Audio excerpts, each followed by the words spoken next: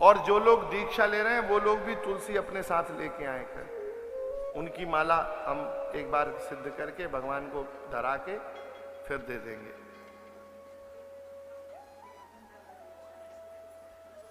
नंद बाबा एकादशी व्रत करते थे। आज आधी रात उठ गए, थोड़े ध्यान से सुनना। अर्धरात्रि नंद बाबा यमुना किनारे गए। देखो, यदा कदा किसी भी नदी में नहीं नहाना चाहिए। अब आधी रात किसी भी नदी में नहीं नहाना चाहिए। उस समय वरुण भी शयन काल होता है, वरुण का। नंद बाबा को लगा कि ब्रह्म मुहूर्त हो गया। ब्रह्म मुहूर्त हुआ नहीं था, मध्य रात्रि थी। नंद बाबा ने जैसे ही डुबकी लगाई, वरुण के दूत नंद बाबा को पकड़ के ले गए। नंद बाबा के साथ जो गोप गए थे वो बोले, बाबा डूब गए, बाबा डूब गए। दौड़े दौड़े भगवान के पास पहुंचे। महाराज, ब्रजवासियों को पता लगा कि नंद बाबा यमुना जी में डूब गए। श्री कृष्ण दौड़े दौड़े गए और देखते ही देखते श्री कृष्ण ने भी छलांग लगा दी। यमुना जी के मार्ग से सीधे भगवान पहुंच गए वरुण लोक। भगवान को वरुण ने आता हुआ देखा, अपने सिंहासन से खड़े हो गए।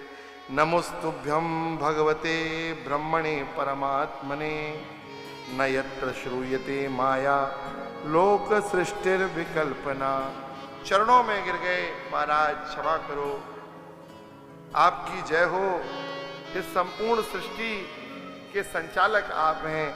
मेरा धन्य भाग हुआ आप मेरे लोक पधारे। लेकिन यह महिमा भी भागवत महिमा है।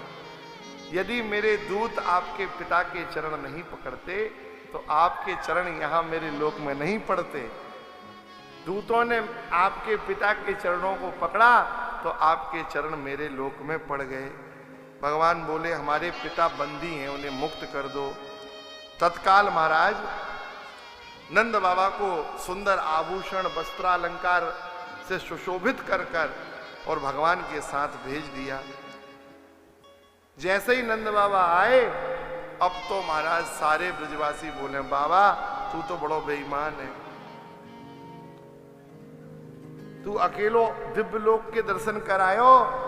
तब तो महाराज ब्रजवासी से बाबा ने कही, भैया पहली बार पता लगा अपने लाला की तो बहुत पकड़ है।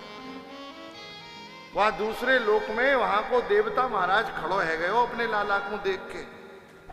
मोकू तो लगे गर्गाचार्य जी ने सही कही, तस्मात नंदात्मजोयम ते नारायण समो गुणई। अरे नंद बाबा, तुम्हारे लाला के गुण तो नारायण से भी बढ़ के होंगे। सब ब्रजवासी बोले, तो कल लाला ने दर्शन कराए? बोले हाँ, लाला ही मोकू दर्शन कराए। तब तो सब ब्रजवासी छोटे छोटे ग्वाल वाल भगवान के पास गए और बोले, कन्हैया तू तो बड़ा बेईमान है। ठाकुर जी बोले, भैया मैंने कहा बेईमानी की? बोले, तैने अपने बाबा को दिव्य लोक के दर्शन करा दिए और हम सबको दर्शन ना कराएगो। ठाकुर जी ने महाराज सब से कहा कि नेत्र बंद कर लो। सबने नेत्र बंद किए। भगवान ने सबको बैकुंठ पहुंचा दिया।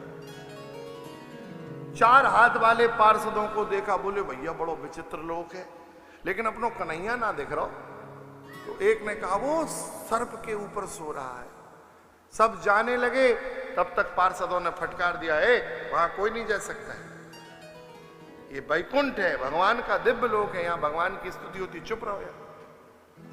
गोपवाल बोले, ऐसे बैकुंठ से हमको का लेनो देनो जहां हम कन्हैया से बात ना कर सकें, कन्हैया के साथ खेल ना सकें, वह घोड़ा ना बना सकें।